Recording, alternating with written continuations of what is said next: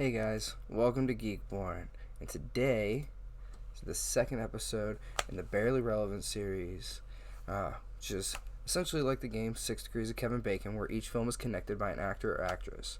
We followed Allison Michalka from the last episode, from Phil of the Future, and we ended up here at the DCOM. For those you don't know, that means Disney Channel original movie that she starred in that is titled Now You See It.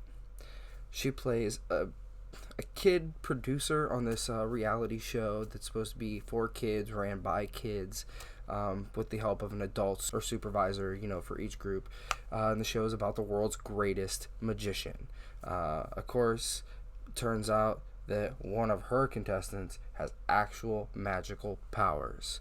Whoa, crazy, right?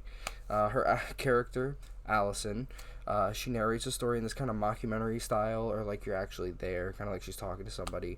The rumors have been out of control ever since the night of the final competition. Some people think Danny ran away, that he's in hiding. Others think he never existed in the first place. But believe me, he is real. I know. I was there. We have the host of the show, Max, who is played by Frank Langella. He's a pretty famous actor. Surprising for this DCOM. You might know him from a lot of other films he's been, where he plays Man in Suit. But he plays in this film, surprisingly. We will be following him in the next film, the first one that I'll be covering that's not made by Disney. But we'll talk about that at the end of the video. So Allison and her team are worried because none of the contestants so far have any abilities at all. All their magic tricks are terrible. Of course, it's just a show where they have, magic tricks, but none of the kids can do any magic. They come across Danny. He's failing too. He seems like he's not going to go through and get it. But they're trying to leave, and they open up the back of the truck, and all these doves come out. And his whole thing was trying to make doves appear. So like, wow, maybe Danny actually is doing something. They're like, how did he do it? We don't know. He did the thing, so he's going to be the best option. So we go through, aside from all the issues Danny has, he's pretty cool, calm, and collected. Allison, she's a tad overbearing, though. She's always trying to get shots. She's worried about not making sure she gets the right stuff for her television show. Of course, she wants to make sure that Danny looks good on television, as well as he's doing well in the show, as a contestant. As this goes on, it seems like Danny's powers are real. We start to see some of that stuff, but they seem unpredictable as he continues to attempt to do these different challenges. Danny eventually starts to get along with Allison while they're doing some different things, trying to find the hidden mysteries inside of the mansion, because the mansion is made by a magician who was actually Max's mentor a long time ago. They eventually find this puzzle. They unlock the secrets to the secret library.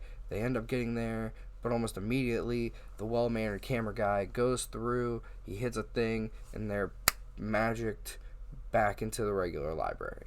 It's really weird. They just instantly poof, flailed on the ground. Next, we get to see Danny recreate a magic trick by Houdini. Of course, he's doing one of Houdini's most famous tricks, which is making an elephant disappear. Of course, this is a show ran by children, so they don't have a budget for an actual elephant. So we get to see two of the kids, a contestant and their producer, dress up in a two-person elephant costume because, of course, it's completely ridiculous and funny, to say the least. They go through, he tries to make them disappear. Of course, his powers are unpredictable. That's not how it happens. He makes a mechanical bull appear, because, that's a thing. But we see the magician kid riding the bull. Eventually, next, we see the magician's producer try to call Danny out. It's like, how did that happen? He's got to have actual magic powers. A bunch of people laugh at the dude, and he's like, how does a kid have magic powers that don't make any sense?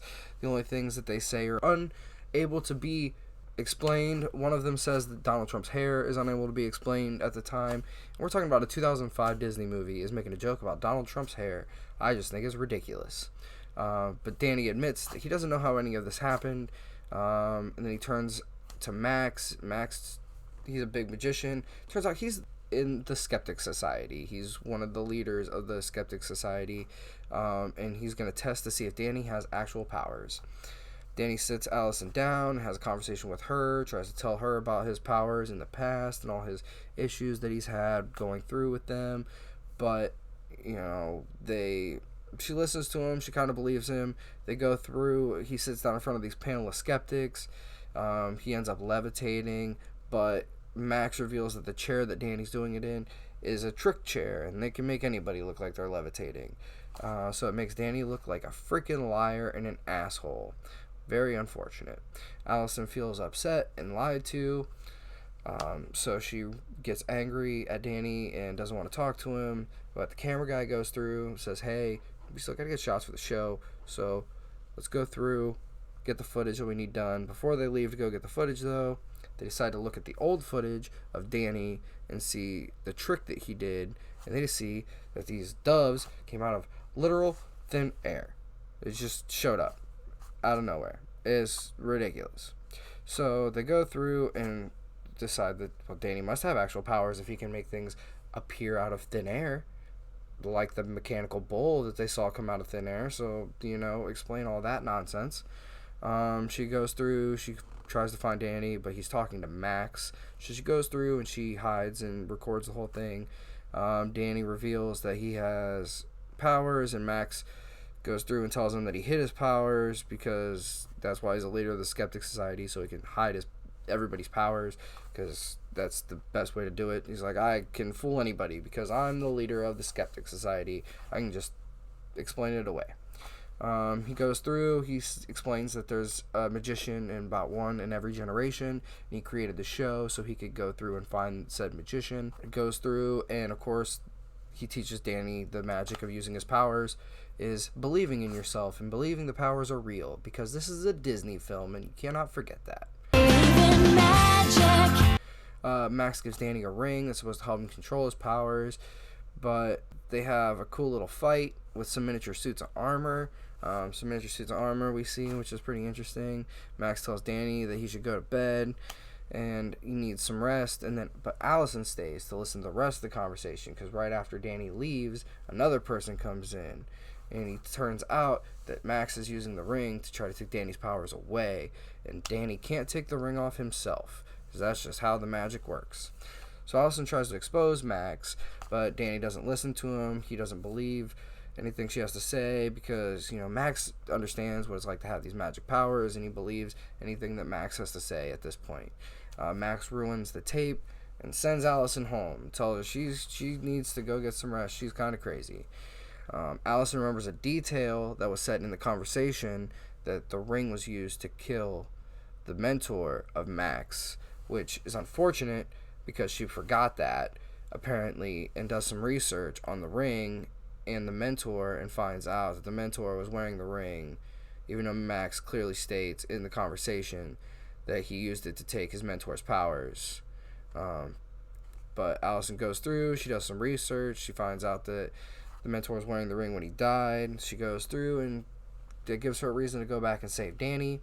So she sneaks in, pretending to be a prop that got shipped in, because it's a Disney movie, so you have to find a way, some kind of shenanigan to get yourself inside.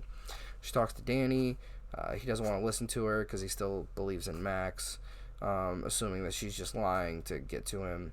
Danny performs a stunt, which is the same stunt that Max's mentor did when he died, lifting a 1,000-pound weight way above your head and then letting it levitate there for a long period of time. But Max even mentions, I believe, that this is the same weight that his mentor used, so he's going to use the same murder weapon twice. Max actually is controlling Danny's powers with the ring instead of Danny controlling his own powers, and he makes it float way too high in the air. But letting it float way too high in the air, that gives Danny plenty enough time to jump out of the way. Danny learns that he can't take the ring off, that Allison was telling the truth, or what Allison was trying to tell him, but he wouldn't listen to her. So Max just comes up and plays off the whole thing as a failed trick, and the floor is a little damaged, whatever.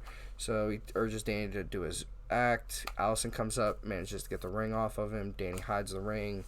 Max and Danny have this little magic fight where, of course, Danny's flying up in the air. I assume Frank Langella didn't want to be suspended on some wires. Allison and Max together are able to get the ring on Max's hand. Max flies into Danny, and they disappear. Danny assumes that Max will eventually return, so he goes off to train to prepare for a maybe sequel that never happened. It was a lot of fun watching this ridiculous Disney Channel original movie, DCOM Down Memory Lane. It was fun seeing this. Like I said, we got to go through. We're going to follow Frank Langella onto the next installment of the series, where he is going to go from the villain of this movie.